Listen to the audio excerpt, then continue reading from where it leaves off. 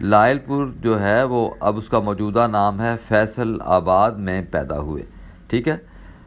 Government college Lahore سے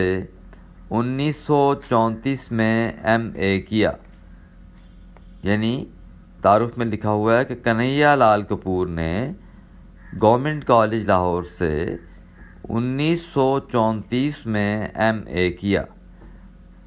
D A V college Lahore میں 1934 تا 1947 لیکچرار رہے اور ڈی ایم موگا کالج کے پرنسپل بھی رہے۔ یہ مختصر سا تعارف ہے جو میں نے آپ کو پیش کر دیا ہے، یعنی مرزا نقطہ کے جو لکھنے والے ہیں، یعنی اس سبق کے جو مصنف ہیں جن کا نام کیا ہے، کنہیا لال کپور،